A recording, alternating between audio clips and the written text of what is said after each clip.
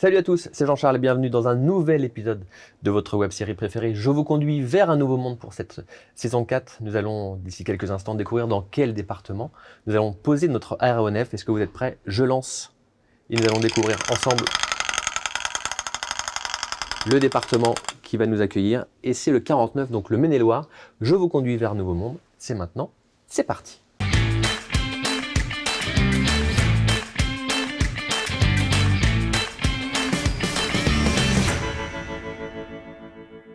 Et notre invité, vous connaissez forcément la marque, c'est Bruno Giffard, des établissements Giffard. Bonjour Bruno. Bonjour Jean-Charles. Installez-vous, on est ravis Merci. de vous accueillir. On va décoller vers la planète Giffard. Alors, c'est une entreprise qui compte, je le disais dans mon lancement, on connaît tous Giffard, notamment pour la menthe pastille, mais ce n'est pas que ça. Racontez-nous rapidement l'histoire de l'entreprise qui a été créée en 1885. Exactement, en 1885 par mon arrière-grand-père. Émile Giffard, il était pharmacien.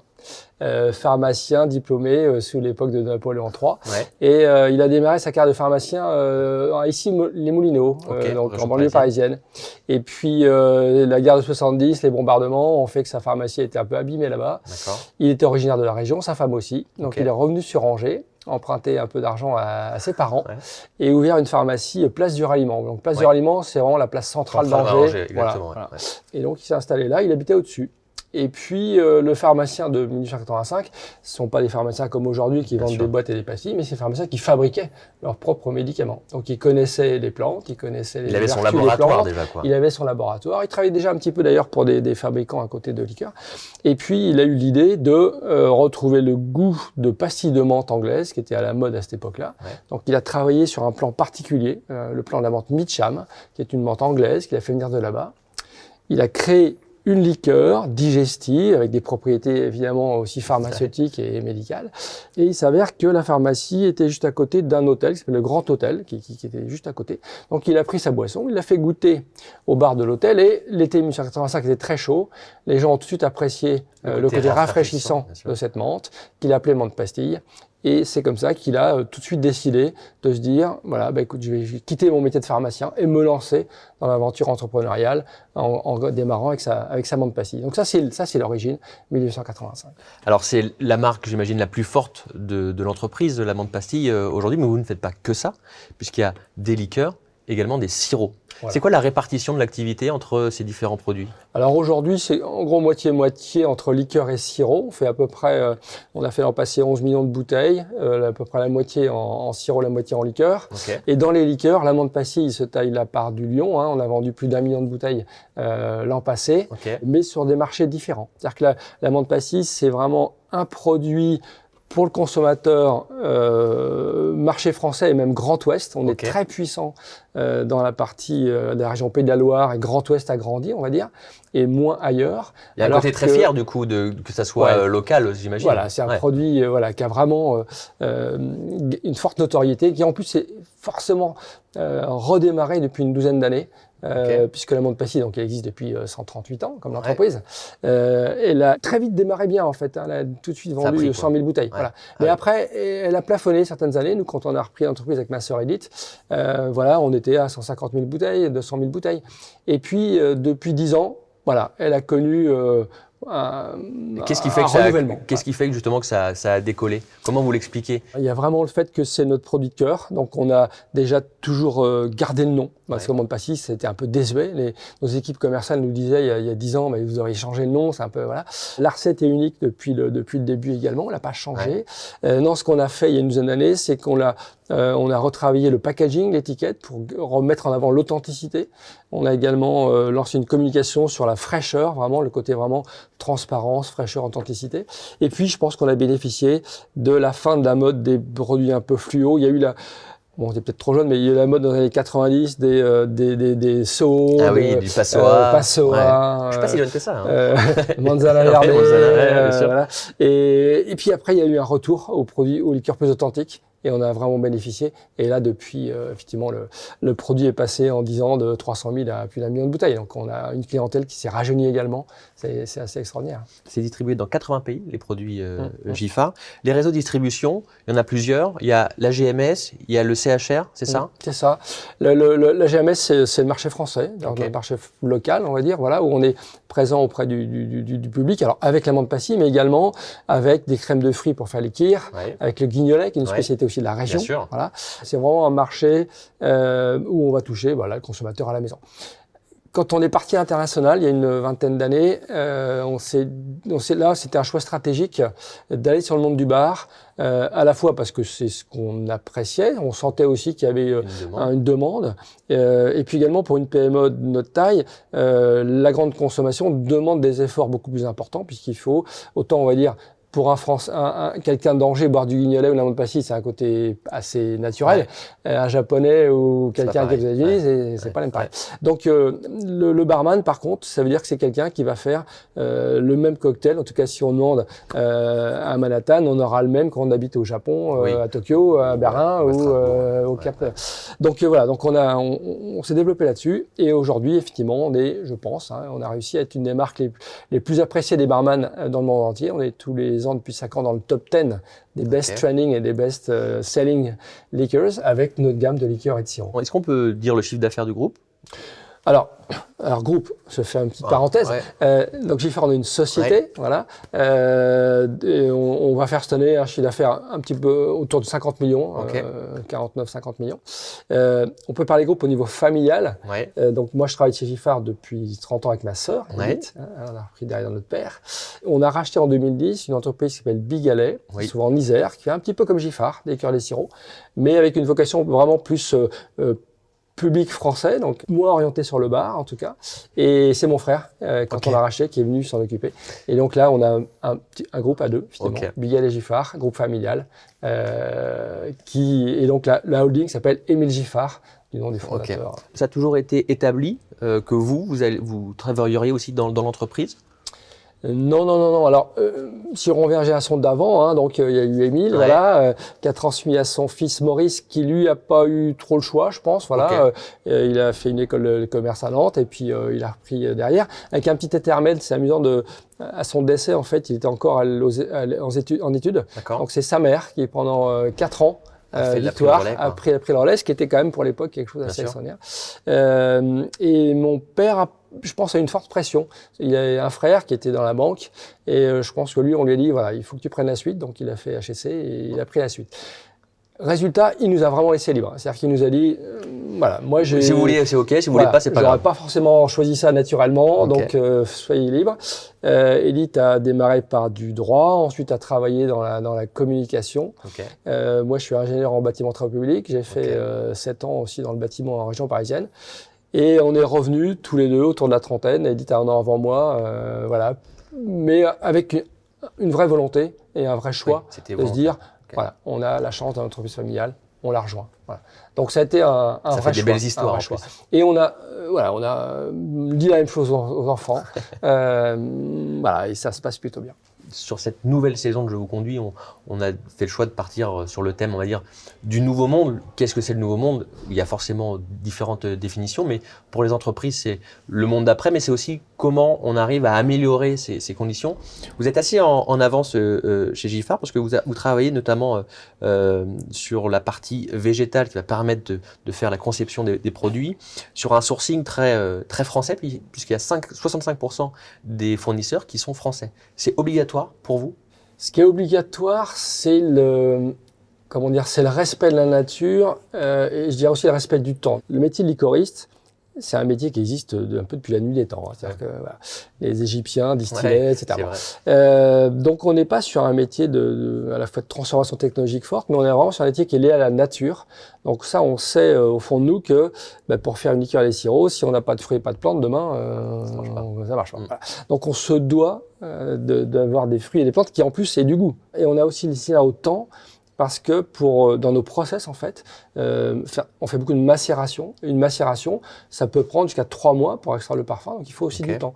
Donc voilà, on a dans notre ADN cette notion du temps et du respect des fruits et des plantes. Donc ça se traduit effectivement par des partenariats avec des producteurs locaux. Le fait d'acheter français, pour nous, c'est naturel au sens où là, voilà, si on veut avoir des liens forts avec les producteurs, il vaut mieux être proche. Voilà, donc on a tout notre cassis qui vient de l'Anjou, les abricots qui viennent du Roussillon, les cerises de Lorraine. Et puis on a la chance en France quand même d'être un produit agricole.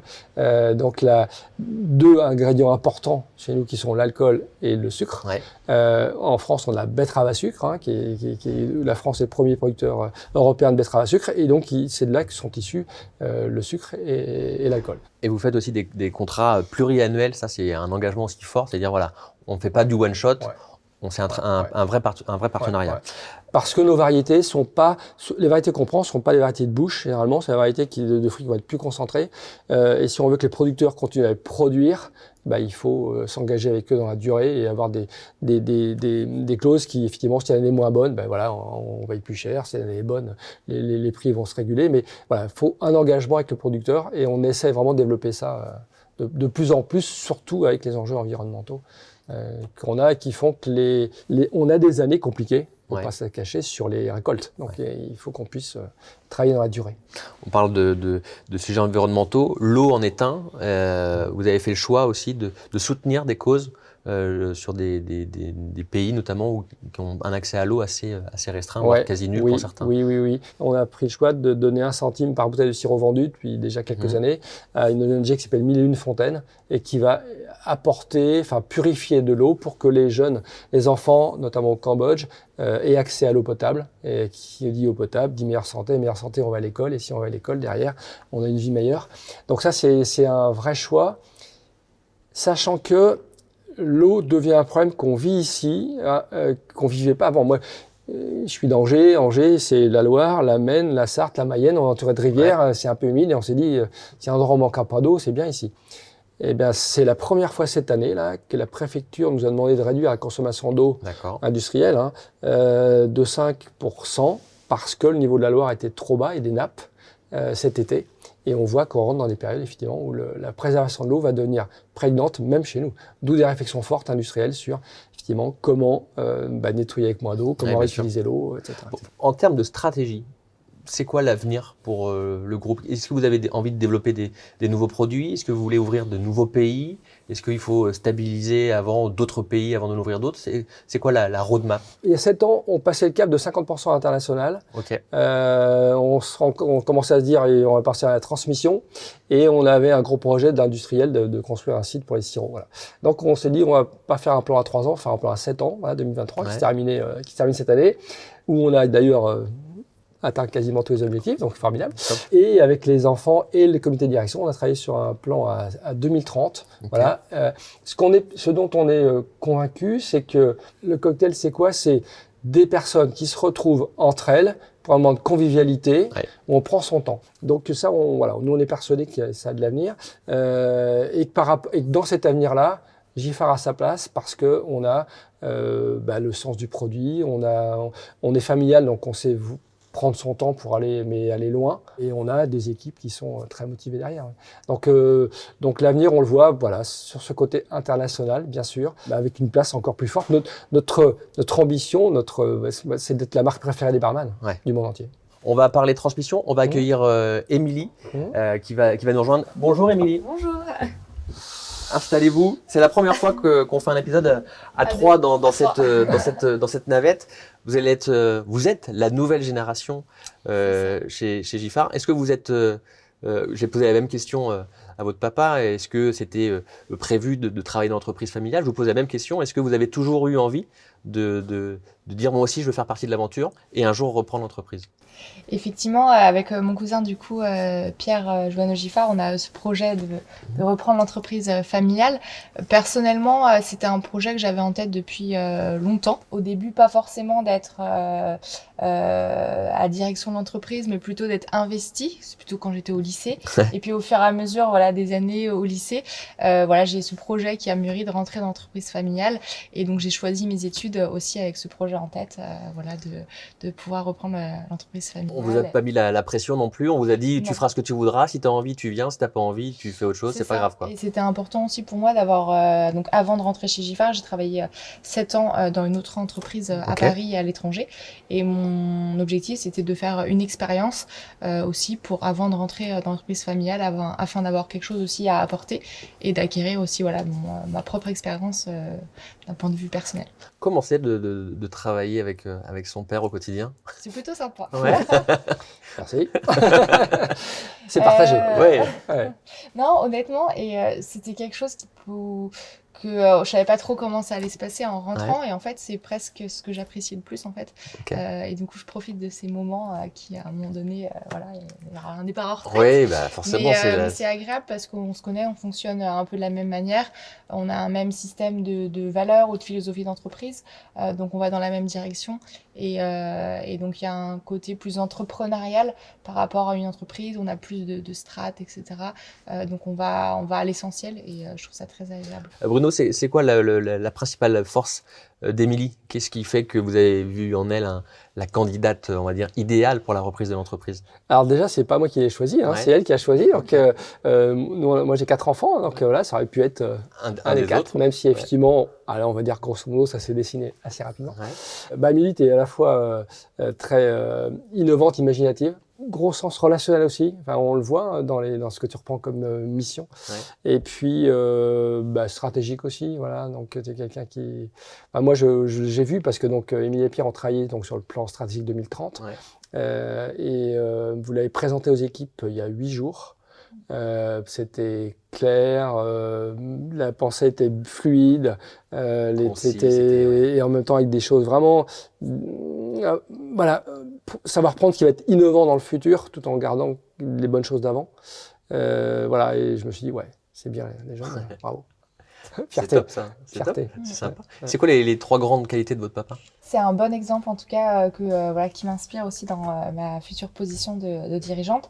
C'est la vision stratégique, le fait de se focaliser sur l'essentiel et de ne pas se disperser et de rester dans la simplicité, à la fois dans la prise de décision et que le but du travail, c'est aussi de se faire plaisir et d'avancer.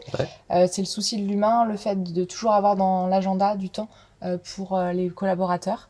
Et après, c'est vraiment toute la philosophie et les valeurs portées dans le développement de l'entreprise et l'accessibilité. On parle de ce plan 2030. Ça veut dire qu'en 2030, Émilie devient dirigeante de Giffard? En 2024, au 1er janvier. Au 1er janvier 2024. Et moi, j'ai la casquette aujourd'hui de président-directeur général. Ma sœur est directrice générale déléguée. Et au 1er janvier, en fait, même juste un peu avant, Émile et Pierre deviennent co-dirigeants. Donc c'est là. On quitte la direction générale opérationnelle. J'avais pas compris. On reste, je reste président du conseil d'administration. Mais c'est vraiment eux qui prennent la direction opérationnelle. Edith et moi, on va plus s'occuper de notre holding familial, donc Giffard Bigalet. Parce qu'effectivement, vous avez des cousins-cousines. En fait, ils sont 9 cousins-cousines. Et l'enjeu, on va dire, de la holding familiale, c'est aussi de mobiliser et d'intégrer la 5e génération dans sa totalité en tant que futur actionnaire de la holding pour qu'ils soient des actionnaires qui vous soutiennent en tant que dirigeants et pas qui vous mettent des bâtons dans les roues. On a travaillé avec la fondation Horizon Entreprendre aussi pour des formations là-dessus. Et puis, un parcours de 2 années avec 2 consultants qui nous ont aidés, les 3 frères et sœurs, les 9 en dessous, pour écrire la charte de famille qu'on va signer ce 22 décembre. Et qui va finir un peu les droits et les devoirs de tout le monde par rapport à l'entreprise familiale. Donc c'est un chouette parcours aussi. Moi, j'ai vraiment apprécié parce que je trouve que l'entrepreneuriat, pour nous, c'était un lieu de rapprochement de la famille. Ça peut être des moments où ça casse les familles. Quand et là, on c'est le prend au contraire, en amont et qu'on le travaille dans le temps, quoi. Ça a vraiment solidifié les liens entre les neveux et nièces. Et ça sera le mot de la fin. Merci beaucoup, Bruno Giffard et Émilie Giffard, de nous avoir ouvert les portes. On est ici dans le salon Menthe Pastille, donc on est en plein cœur. Pour moi, c'est le paradis. Donc c'était un vrai plaisir de faire cet épisode avec vous. On va se retrouver nous très prochainement pour un nouvel épisode de votre web-série préférée, Je vous conduis. Vous pouvez consommer la Menthe Pastille, mais toujours avec modération. À très bientôt. Bye bye. Je vous conduis vous a été présenté par le CIC Ouest.